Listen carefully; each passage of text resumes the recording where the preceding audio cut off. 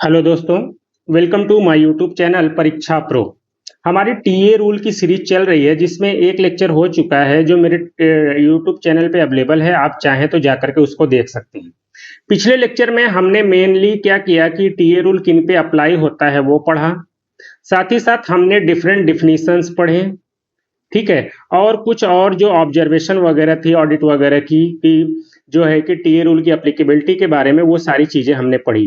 काफी इंपॉर्टेंट है, वो जाकर देख लीजिएगा क्योंकि टीए का एक एक लेक्चर काफी इंपॉर्टेंट है। कोई भी मिस होगा तो आगे की चीजें समझने में प्रॉब्लम हो सकती है। चैप्टर 2 टीए का सबसे इंपॉर्टेंट चैप्टर है। ये एक तरीके से बैकबोन है टीए रूल का। ये अगर आपको समझ में आ गया तो बाकी चैप्टर समझने में आपको कोई प्रॉब्लम नहीं होगी। बाकी चैप्टर में डिफरेंट डिफरेंट सिचुएशंस की बात की गई है कि किस सिचुएशन में क्या मिलेगा, लेकिन जो अमाउंट मिलेगा उसका कैलकुलेशन जो है कि वो इसी चैप्टर पे बेस्ड है पूरा। Different kind of TA, chapter 2 TA का जो है वो डिफरेंट काइंड ऑफ टीए की टीए कितने प्रकार के होते हैं, और यही एक बैकबोन है टीए के चैप्टर का। तो हम इसको समझने की कोशिश करेंगे। थोड़ा बड़ा होगा ये चैप्टर, और देखते हैं कि जितनी आसानी से इसको समझ सके समझने की कोशिश करते हैं। ठीक है, ये चीज तो सबसे पहले हमें यही देखना चाहिए कि टीए कितने प्रकार का होता है। ये भी अपने आप में एक सवाल है, ऑप्शन दे करके आपसे पूछता है। पहला जो प्रकार है उसको बोलते हैं परमानेंट ट्रेवलिंग अलाउंस। शॉर्ट में हम इसको पीटीए बोलेंगे, परमानेंट ट्रेवलिंग अलाउंस।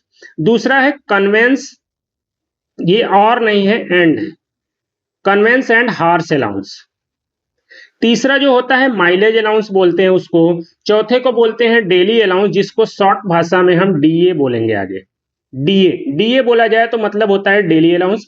और पांचवा होता है एक्चुअल कॉस्ट ऑफ ट्रेवलिंग। ये कुछ सिचुएशन ऐसी होती है जिसमें जो ट्रेवलिंग का जो एक्चुअल कॉस्ट होता है उनकी इंटाइटलमेंट को छोड़ के वो जो एक्चुअली जो ट्रेवलिंग कॉस्ट है वो उनको रिम्बर्स किया जाता है। ठीक है, ऐसे कुछ रेयर सिचुएशंस होते हैं, वो हम जहां पे आएगा पढ़ेंगे।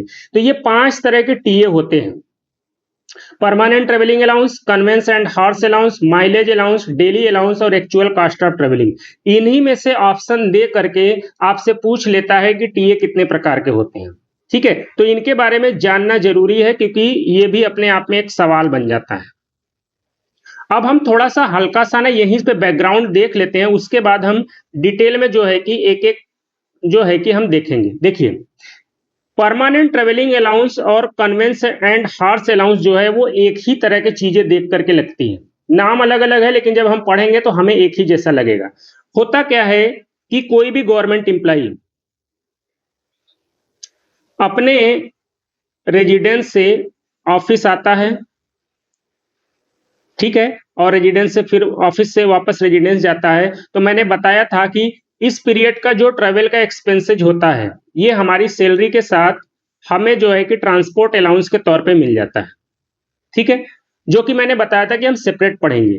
लेकिन ऑफिस जो है कि अगर ऑफिशियल ड्यूटी के नाम पे हमें कहीं भेजता है आउटसाइड, ऑफिशियल ड्यूटी करने के लिए भेजता है, तो इस पर्पज के लिए हमें टीए मिलता है, ट्रेवलिंग अलाउंस जिसको हम बोलते हैं। अब क्या है कि मैक्सिमम जो गवर्नमेंट एम्प्लॉई हैं वो ऑफिस आते हैं और ऑफिस में ही काम करते हैं। दिन भर काम करेंगे, शाम को काम करके अपने घर चले जाते हैं। लेकिन कुछ ऐसे गवर्नमेंट एम्प्लॉई होते हैं जिनकी ड्यूटी में ही एक्सेसिव ट्रेवलिंग इन्वॉल्व है। मतलब उनकी जो ड्यूटी है वो जो है उसमें ट्रेवलिंग जरूरी है, एक्सेसिव ट्रेवलिंग उसमें की इन्वॉल्व है। बाकी लोग हैं जो ऑफिस में बैठ के डेस्क पे काम कर रहे हैं, करके जा रहे हैं, उनको उनकी ड्यूटी में ट्रेवलिंग इन्वॉल्व नहीं है। लेकिन कुछ लोग ऐसे होते हैं, कुछ गवर्नमेंट एम्प्लॉय जिनकी ड्यूटी में ही ट्रेवलिंग है। जैसे मान लीजिए कोई डाक बांटने वाला हो, आपने मिनिस्ट्री डिपार्टमेंट में देखा होगा, इस मिनिस्ट्री उस मिनिस्ट्री तमाम जगह होती है, जो भी डाक है उनको ले जाके वो पहुंचाते रहते हैं। ठीक है, तो दो ऑप्शन है, या तो ऑफिस इनको जो है कि कार प्रोवाइड कर दे, मतलब व्हीकल प्रोवाइड कर दे, तब तो ऑफिस उसको मतलब व्हीकल का खर्चा उठाएगा। या दूसरा है कि इनको कुछ भी प्रोवाइड ना किया जाए, फिर भी इनको ड्यूटी परफॉर्म करना है, तो वो जगह जगह जाएंगे और जा करके क्या करेंगे कि अपनी डाक को जो है कि वहां पे डिलीवर करेंगे। एक और होते हैं जो लेजनिंग का काम करते हैं। आप देखेंगे जो हायर ऑफिसर्स की लीजनिंग का काम करते हैं, उनको एयरपोर्ट से लेना, उनको एयरपोर्ट ड्रॉप करना, उनको होटल ड्रॉप करना, उनको जहां भी और जगह जाना है वहां पे उनको ले जाना, तो इनकी भी ड्यूटी है ये। ये इनकी ड्यूटी में ट्रेवलिंग शामिल हो रहा है। ठीक है। अब हमें जो गवर्नमेंट ट्रांसपोर्ट अलाउंस दे रही है वो घर से ऑफिस आने का दे रही है, केवल आने और जाने का। अब हमारी ड्यूटी में ही अगर एक्सेसिव ट्रेवलिंग जो है कि इन्वॉल्व है, तो उस ट्रेवलिंग का पैसा तो उस गवर्नमेंट एम्प्लॉय को बियर करना ही पड़ेगा। कहीं पर भी वो जाएगा तो उसका कॉस्ट लगेगा। तो इस कॉस्ट को गवर्नमेंट जो है कि उसको नहीं देगी, तो कल को क्या है कि वो उसके साथ अनफेयर हो जाएगा ना, कि बाकी लोग जो है कि ऑफिस में बैठ के काम कर रहे हैं तो उनको तो नहीं मिल रहा है, ठीक है, लेकिन जो बार बार ट्रेवलिंग कर रहे हैं, ऑटो से जा रहे हैं, अपनी कार से जा रहे हैं, किसी भी चीज से जा रहे हैं, तो पैसा लगता है। तो गवर्नमेंट ने उनकी एक्सेसिव ट्रेवलिंग के आधार पे ही उनको दो तरह के टीए एक तरीके से दिए जाते हैं, जिनको बोलते हैं परमानेंट ट्रेवलिंग अलाउंस और convince and horse allowance.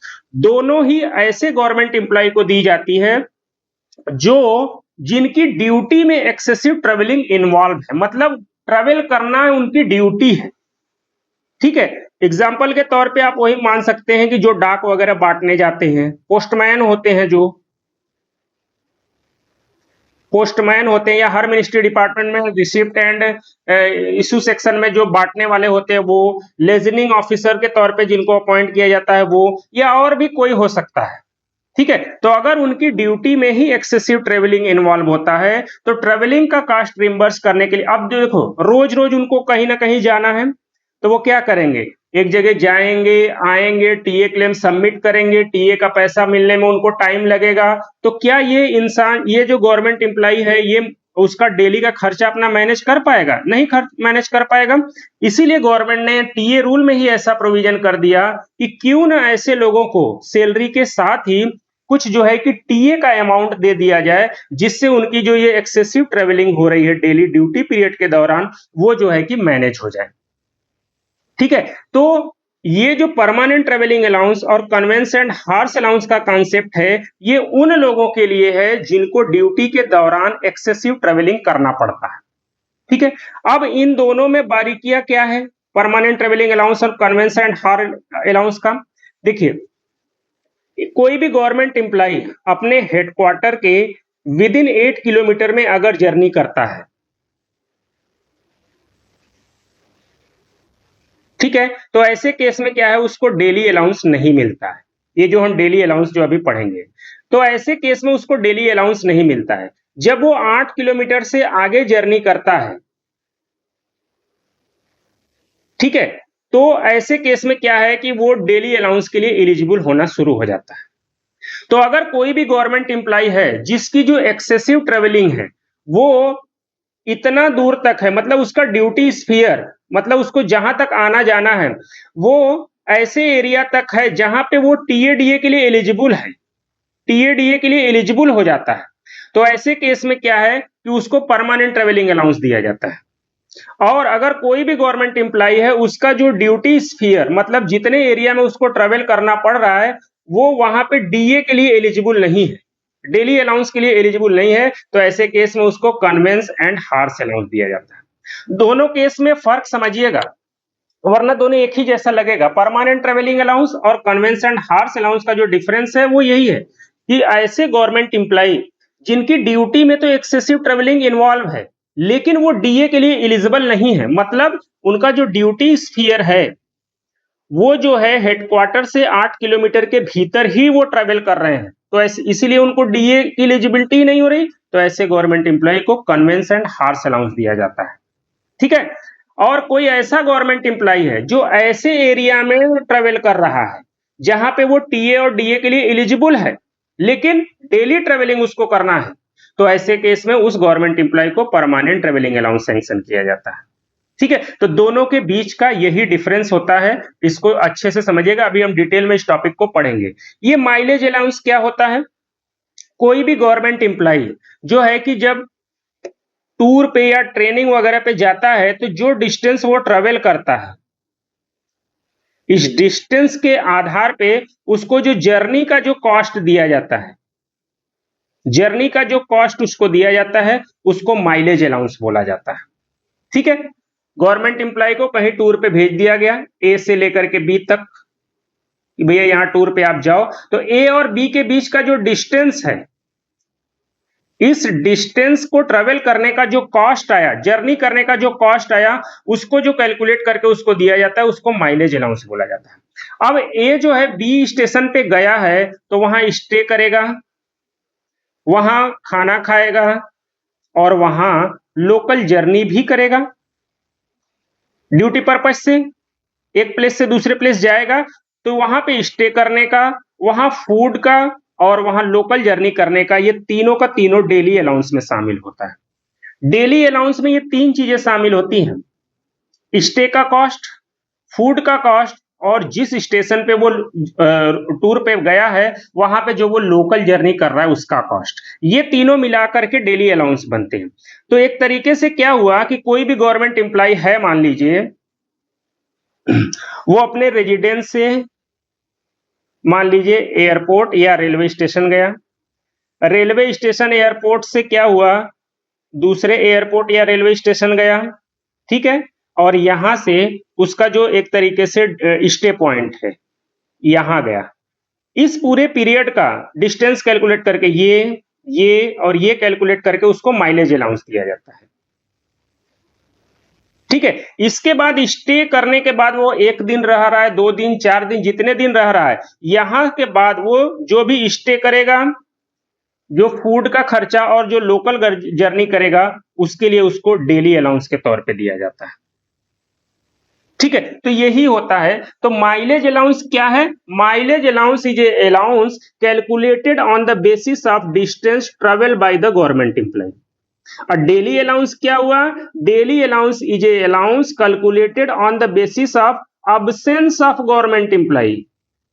Government employ अपने हेडक्वार्टर से जितना देर तक अब्सेंट रहता है उसके आधार पे उसको एक अलाउंस कैलकुलेट किया करके दिया जाता है, जिसको डेली अलाउंस बोला जाता है, ठीक है। ये चीजें और एक्चुअल कॉस्ट ऑफ ट्रेवलिंग, ये तो नाम से ही इसके समझ में आ रहा है कि कुछ सर्टेन सिचुएशन में ट्रेवलिंग का एक्चुअल कॉस्ट रिम्बर्स किया जाता है, उसकी इंटाइटलमेंट से कोई लेना देना नहीं, माइलेज अलाउंस से कोई लेना देना नहीं, डेली अलाउंस से कोई लेना देना नहीं, उनको एक्चुअल कॉस्ट दिया जाता है तो उसी को एक्चुअल कॉस्ट ऑफ ट्रेवलिंग कहते हैं, ठीक है। तो ये है, इसको एक हल्का सा आपको अगर पिक्चर बन जाएगा तो इससे क्या है कि आपको आसानी हो जाएगी चीजों को समझने में।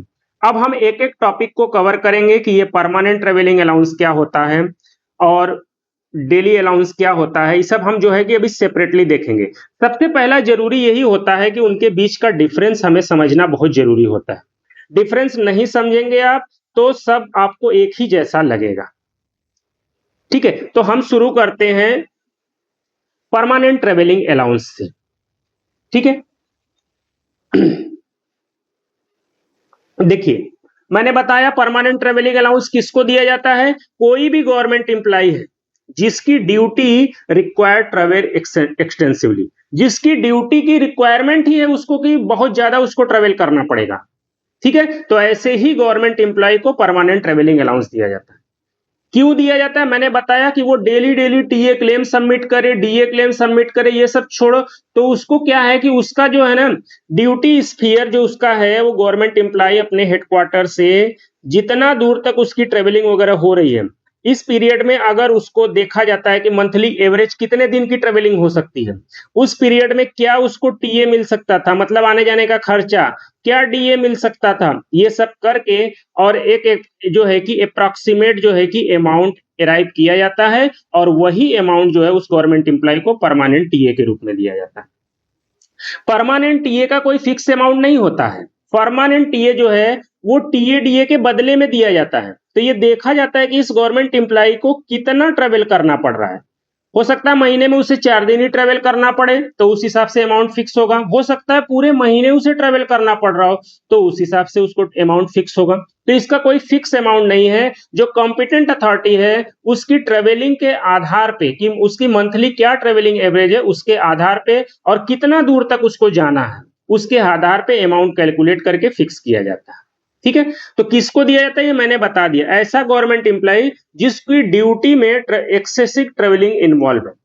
अगला मैंने बताया ना, granted in lieu of all other form of TA, मतलब अगर उसे इस ड्यूटी स्फीयर के लिए परमानेंट ट्रेवलिंग अलाउंस दे दिया गया, तो अब वो ऑफिशियल ड्यूटी के लिए कहीं पर भी जाएगा इस ड्यूटी स्फीयर में, तो उसको कोई दूसरा टीए नहीं दिया जाएगा, क्योंकि दूसरे सारे टीए मिला करके ही तो उसको परमानेंट टीए दिया जा रहा है।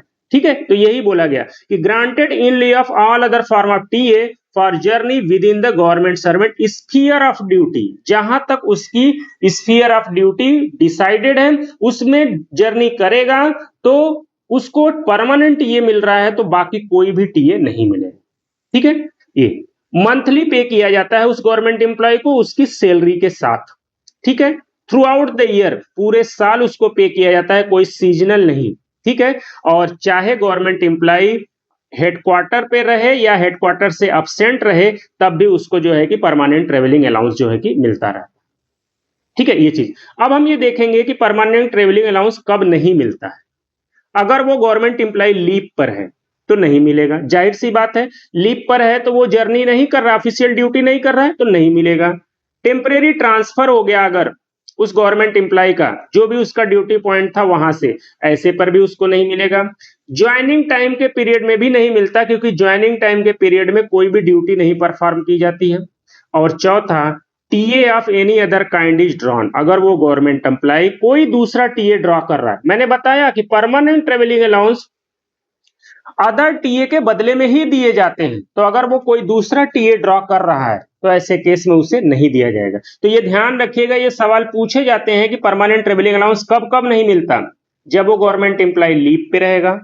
बस सिंपल सी बात समझिए कि जब वो उस पर्टिकुलर पॉइंट जहां पे वो हेडक्वार्टर पे रहते हुए ड्यूटी कर रहा था, या किसी ड्यूटी स्टेशन से उसकी ड्यूटी जो है कि डिफाइंड की गई थी, वहां से अगर वो किसी भी वजह से दूर हुआ, छुट्टी पे है तो ड्यूटी करना नहीं है, टेम्परेरी ट्रांसफर हो गया मतलब यहां से उसका कहीं और ट्रांसफर हो गया, अब वहां जाके हो सकता है कोई और ड्यूटी उसको मिल गई हो। ठीक है, तो ऐसे केस में भी उसको नहीं मिलेगा।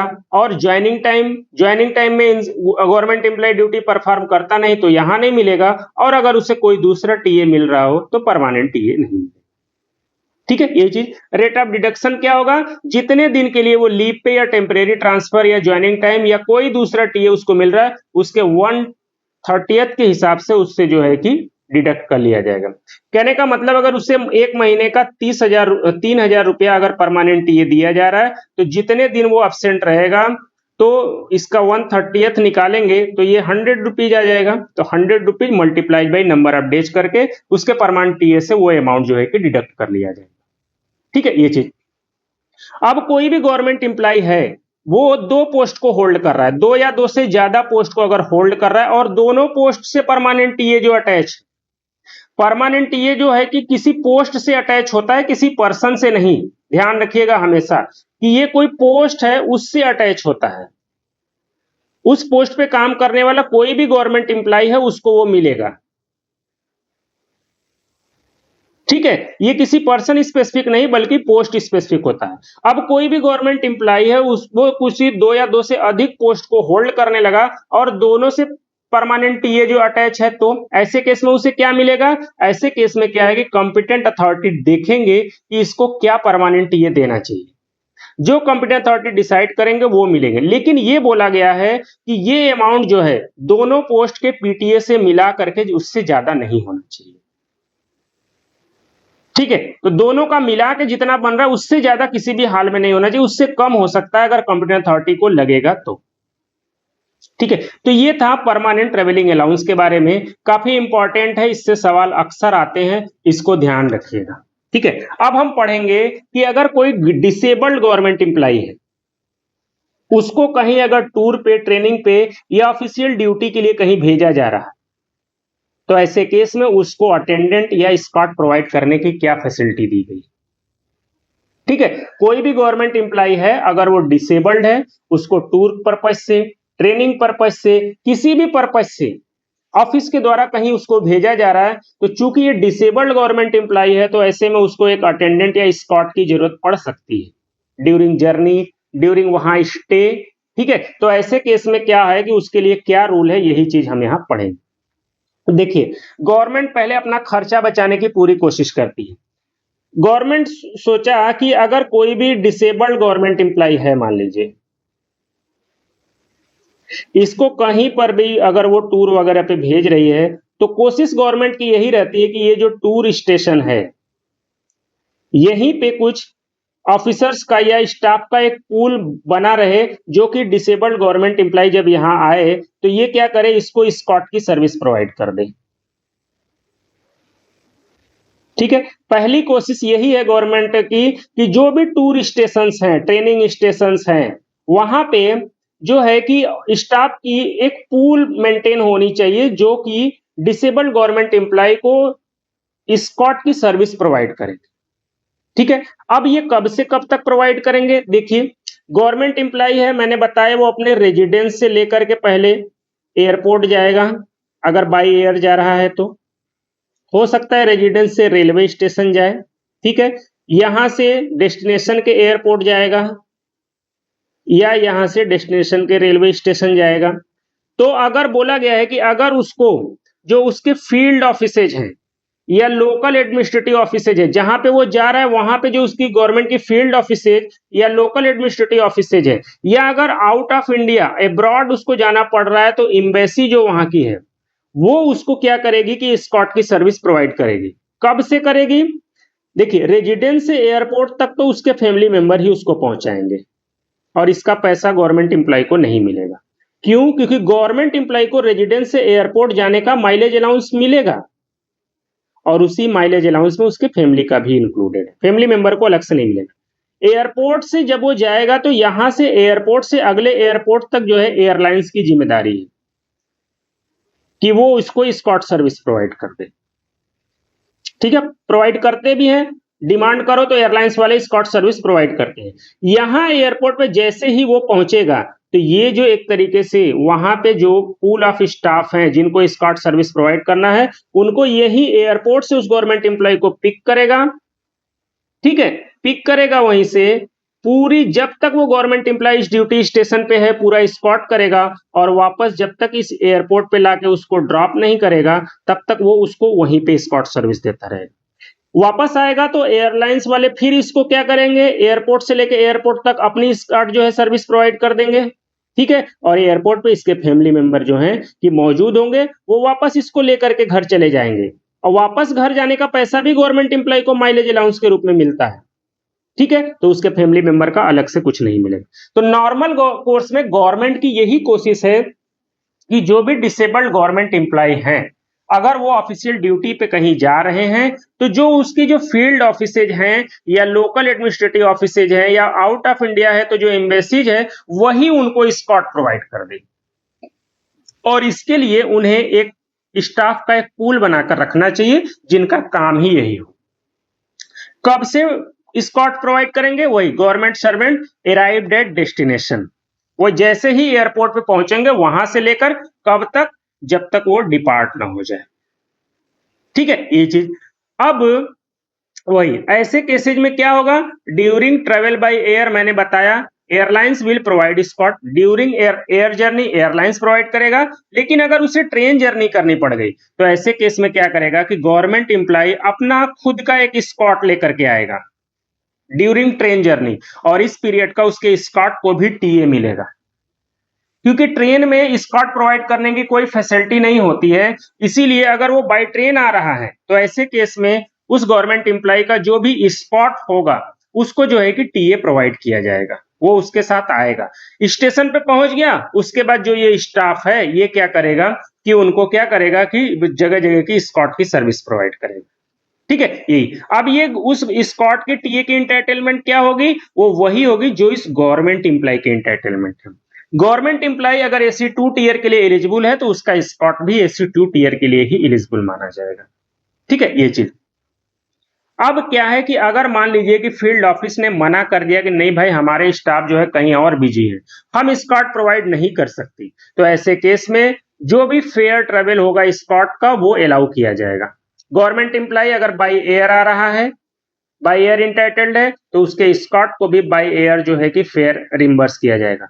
गवर्नमेंट एम्प्लॉय बाय रेल आ रहा है तो उसके स्कॉट को भी रेलवे का फेयर जो है कि रिम्बर्स किया जाएगा।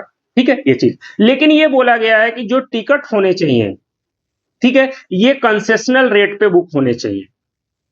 ठीक है, ये चीज। और दूसरा वो गवर्नमेंट एम्प्लॉय क्या करेगा कि जो भी मेडिकल अथॉरिटी है उससे एक सर्टिफिकेट जरूर लाएगा कि ड्यूरिंग ट्रेवल इनको एक स्पॉट जो है कि कंपलसरी है, बिना स्पॉट के ये ट्रेवल नहीं कर सकते। ठीक है, ये चीज देखिए टीए में मैंने बताया कि दो चीजें इंक्लूड करती है, माइलेज अलाउंस और डेली अलाउंस। इन दोनों के बारे में मैंने बताया, इनको डिटेल में हम अभी पढ़ेंगे। तो जब टीए शब्द कहीं लिखे तो मान के चलिए कि उसमें दो चीजें होती है, माइलेज अलाउंस और डेली अलाउंस। माइलेज अलाउंस में क्या क्या होता है, घर से लेकर, रेजिडेंस से लेकर के एयरपोर्ट या रेलवे स्टेशन तक का कॉस्ट, एयरपोर्ट या रेलवे स्टेशन से डेस्टिनेशन के एयरपोर्ट या रेलवे स्टेशन का कॉस्ट, और यहां से लेकर के जो भी स्टे पॉइंट है उनका वहां तक का कॉस्ट। ये इतनी सारी चीजें जो होती हैं ये माइलेज अलाउंस में आती है, अप और डाउन दोनों। ठीक है, तो टीए में एक तो ये हो गया, अब स्टे जहां कर लिया वहां स्टे का कॉस्ट, फूड का कॉस्ट, और लोकल जर्नी वो उस पर्टिकुलर शहर में जाके वो जो करेगा वो क्या होगा, डेली अलाउंस में शामिल होता है। ठीक है, तो जब किसी को टूर पे, ट्रेनिंग पे जो भी है टीए जब मिलता है तो टीए मींस माइलेज अलाउंस और प्लस डेली अलाउंस बोथ होता है। तो ऐसे केस में बोला गया कि गवर्नमेंट एम्प्लॉय को तो दोनों मिलेगा, माइलेज अलाउंस भी मिलेगा और डेली अलाउंस भी मिलेगा, लेकिन स्कॉट को क्या होगा, कोई भी डेली अलाउंस नहीं मिलेगा, उसको केवल माइलेज अलाउंस दिया जाएगा। और उसमें भी बोला गया है कि अगर वो बाई रेल जर्नी करेगा तो रेल का जो फेयर है वो दिया जाएगा, बाय एयर जर्नी करेगा तो एयर फेयर दिया जाएगा। लेकिन अगर वो बाय रोड जर्नी करेगा तो ऐसे केस में क्या है कि अगर वो सरकारी पब्लिक बस से जर्नी कर रहा है तभी उसको दिया जाएगा, अदरवाइज नहीं दिया जाएगा। ठीक है, तो यहां से आपने देख लिया ना कि रेजिडेंस से लेकर के एयरपोर्ट या रेलवे स्टेशन तक का पैसा नहीं दिया गया उसको, उसको केवल रेल फेयर। तो रेल फेयर रेलवे स्टेशन से स्टार्ट होगा, एयर फेयर एयरपोर्ट से स्टार्ट होगा, और रोड जर्नी केवल पब्लिक बस का उसको दिया जाता है। ठीक है, ये जो है कि रेजिडेंस से एयरपोर्ट या रेलवे का चूंकि गवर्नमेंट एम्प्लॉय को दिया गया, ठीक है, तो उसी में उसके स्कॉट का इंक्लूड हो जाता है। ठीक है, तो ये ध्यान रखिएगा, बहुत इंपॉर्टेंट चीज है। डीए अलाउ नहीं किया जाएगा। क्यों नहीं डीए अलाउ किया जाएगा? देखिए मैंने बताया ना कि डीए में तीन चीजें होती हैं, स्टे का कॉस्ट जिसको होटल चार्ज बोलते हैं, दूसरा फूड बिल, वहां जो खाएगा पिएगा, और लोकल जर्नी। ये तीन चीजें। स्टे करने के लिए जिस रूम में गवर्नमेंट एम्प्लॉय रहेगा उसी रूम में तो उसका स्कॉट रहेगा, तो अलग से तो फेयर लगेगा नहीं इसका, मतलब स्टे करने का रेंट लगेगा नहीं तो नहीं मिलेगा। फूड बिल जो गवर्नमेंट एम्प्लॉय की एंटाइटलमेंट है उसी में उस स्कॉट का भी एडजस्ट करना पड़ेगा, गवर्नमेंट उसका अलग से नहीं देते। लोकल जर्नी भी जिस व्हीकल से करेगा उस व्हीकल में गवर्नमेंट एम्प्लॉय तो अकेले करेगा नहीं, तो इसीलिए क्या है कि लोकल जर्नी में भी उसको नहीं, इसीलिए क्या है कि स्कॉट को डीए नहीं दिया जाता है। ये सब छोटी छोटी लाइनें हैं लेकिन सीधा सवाल पूछता है इनसे, स्कॉट को डीए इसीलिए नहीं दिया जाता है। ठीक है, जो मैंने बताया कि उस स्कॉट की एंटाइटलमेंट क्या होगी, जो उस गवर्नमेंट एम्प्लॉय की जो है कि एंटाइटलमेंट होगी वही उस स्कॉट की भी एंटाइटलमेंट होगी। ठीक है, अब अगर कोई भी गवर्नमेंट एम्प्लॉय है उसकी ट्रेनिंग अगर हेडक्वार्टर पे है, तो कोई भी गवर्नमेंट एम्प्लॉय हो चाहे डिसेबल्ड हो, ये हम ट्रेनिंग के चैप्टर में पढ़ेंगे, चाहे वो डिसेबल्ड हो चाहे नहीं, नॉर्मल गवर्नमेंट एम्प्लॉय भी है, अगर उसकी हेडक्वार्टर पे कोई ट्रेनिंग है तो ऐसे केस में उसको टीए डीए नहीं मिलता है, ना तो टीए मिलता है ना डीए मिलता है। ठीक है, तो ये हम अभी देखेंगे टीए के चैप्टर, मतलब ट्रेनिंग के चैप्टर में ये चीज हम पढ़ेंगे। तो चूंकि किसी भी गवर्नमेंट एम्प्लॉय को नहीं मिलता तो ऐसे केस में क्या है कि डिसेबल गवर्नमेंट एम्प्लॉय को भी कोई टीए डीए नहीं दिया जाता है। ठीक है, अगर उसकी ट्रेनिंग हेडक्वार्टर पे। तो ये है पूरा का पूरा जो है कि डिसेबल गवर्नमेंट एम्प्लॉय के बारे में। अब हम देखते हैं कन्वेंस एंड हार्स अलाउंस। जो मैंने बताया कि सेकंड टाइप जो होती है वो कन्वेंस एंड हार्स अलाउंस की होती है। ठीक है, ये भी उसी को मिलता है जिस भी गवर्नमेंट एम्प्लॉय की ड्यूटी में एक्सेसिव ट्रेवलिंग इन्वॉल्व है। ठीक है, कोई भी गवर्नमेंट एम्प्लॉय जिसकी ड्यूटी में एक्सेसिव ट्रेवलिंग अलाउ जो है कि इन्वॉल्व है within a short distance from headquarter, जो do not render him eligible for DA. मतलब इतने हेडक्वार्टर से इतने शॉर्ट डिस्टेंस में उसको ट्रेवलिंग करनी पड़ रही है कि वो डीए के लिए एलिजिबल ही नहीं हो पा रहा है। ठीक है, मैंने बताया ना कि मेन की अगर वो हेडक्वार्टर से विद इन 8 किलोमीटर में अगर जर्नी कर रहा है, तो ऐसे केस में क्या है कि डीए नहीं मिलता है। ये चीज़ अभी हम डेली अलाउंस में चैप्टर में पढ़ेंगे। तो अगर इसी में उसको बार-बार जर्नी करनी पड़ रही है, तो ऐसे केस में उसको कन्वेंस एंड हार्स अलाउंस दिया जाता है।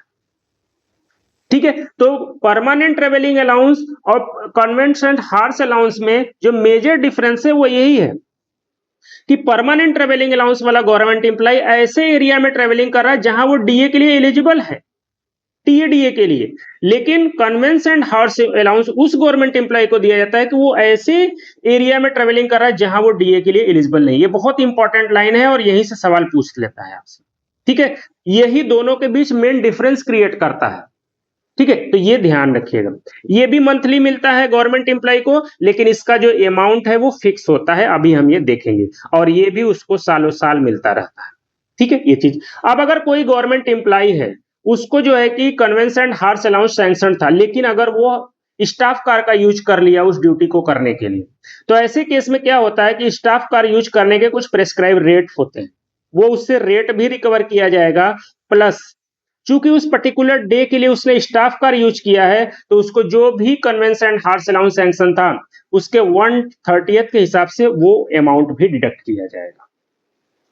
ठीक है, क्योंकि अब उसने अपनी कन्वेंस से ड्यूटी नहीं परफॉर्म की, बल्कि ऑफिशियल कार से उसने ड्यूटी परफॉर्म की, तो इसीलिए उससे ऑफिशियल कार यूज करने का जो प्रेस्क्राइब रेट है वो भी लिया जाएगा, और साथ ही साथ उसका जो कन्वेंस एंड हार्स अलाउंस का मंथली रेट है उसमें भी 1/30 के हिसाब से वो भी डिडक्ट किया जाएगा।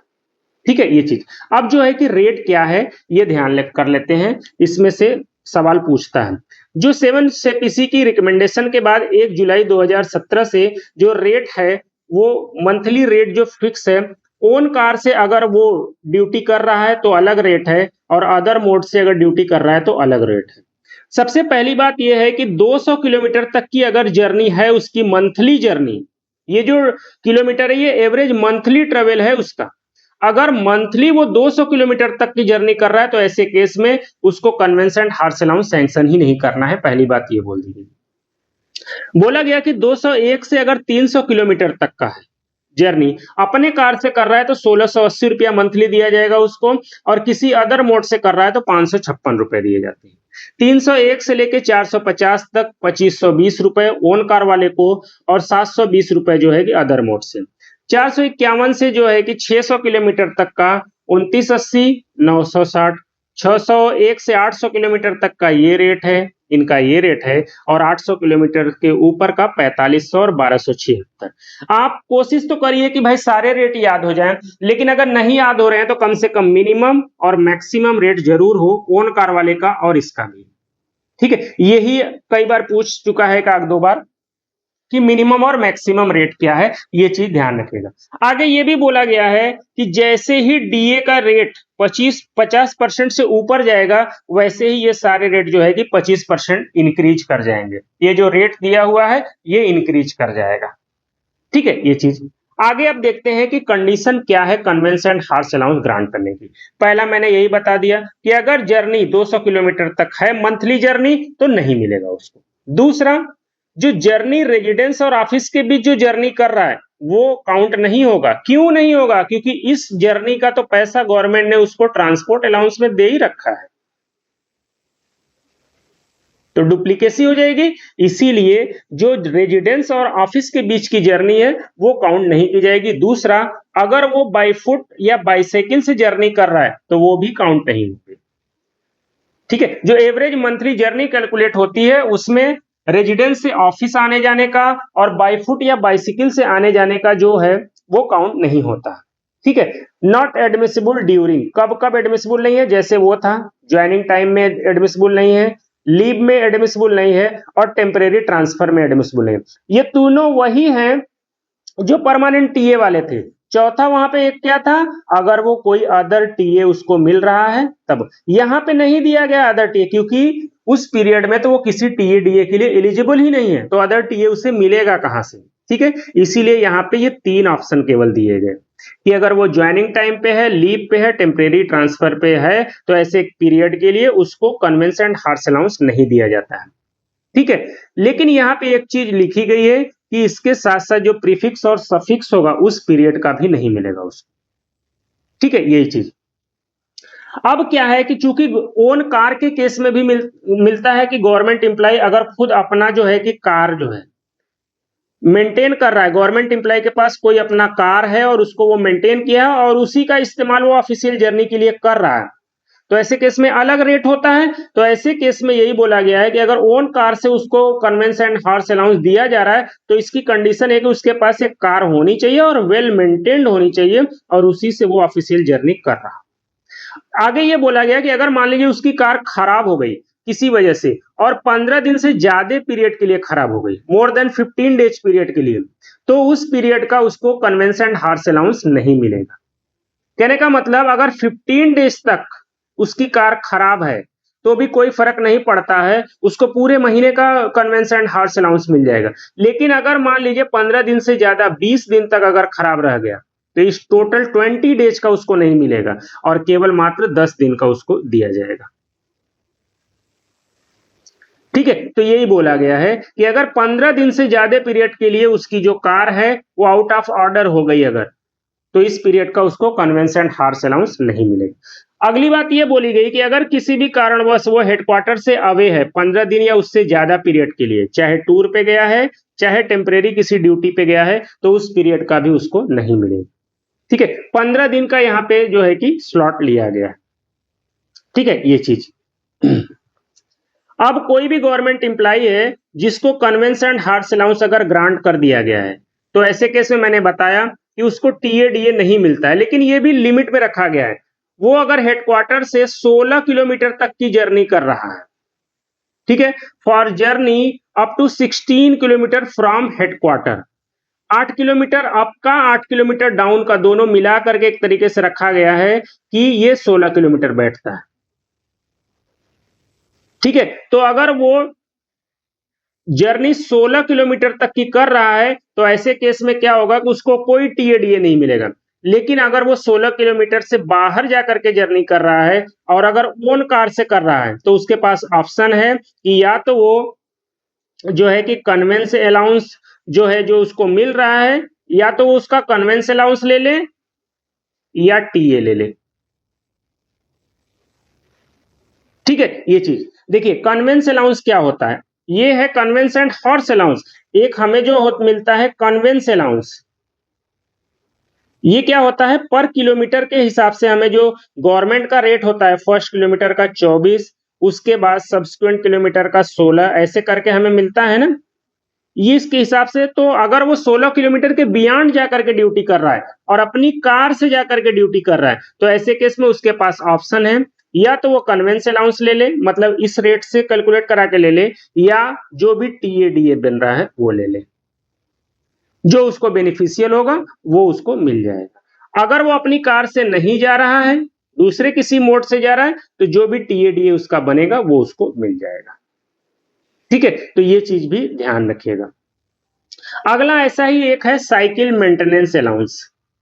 देखिए, ये भी कोई भी गवर्नमेंट एम्प्लॉय है जिसको अपनी ड्यूटी में ही एक्सेसिव ट्रेवलिंग करनी पड़ रही है, लेकिन साइकिल से वो ट्रेवलिंग मतलब वो आसपास की जर्नी है जिसको वो साइकिल से कर रहा है, तो ऐसे में उनको क्या होता है, उनको कोई अलाउंस नहीं दिया जाता है, बल्कि उनको साइकिल मतलब कि साइकिल मेंटेनेंस अलाउंस, मतलब अगर वो साइकिल से जर्नी कर रहा है, ठीक है, तो ऐसे केस में उसको साइकिल मेंटेनेंस अलाउंस दिया जाता है, जो 1/7/2017 से उसका रेट है वो 180 रुपया पर मंथ है। तो ये रेट भी याद रखिएगा।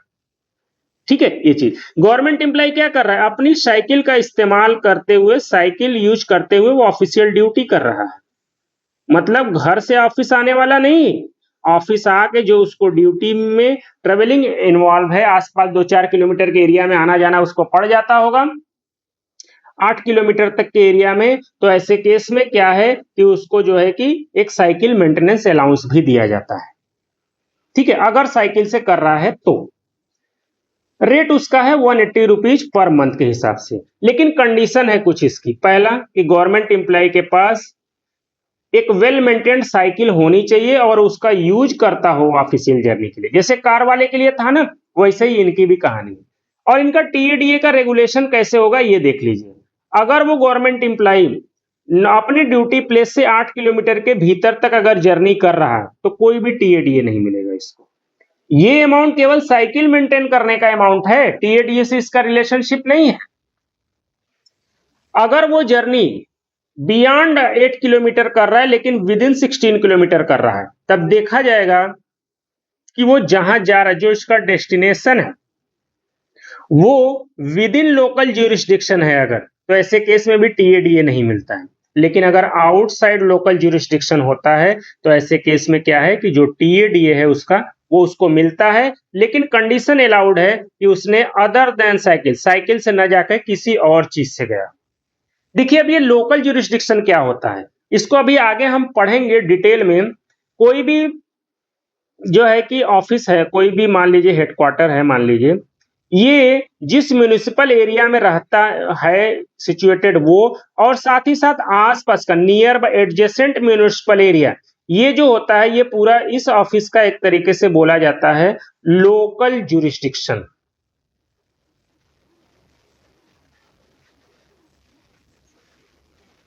ठीक है, मतलब उस पर्टिकुलर हेडक्वार्टर का या कोई ऑफिस लोकेटेड है मान लीजिए, वो जिस म्युनिसिपलिटी में है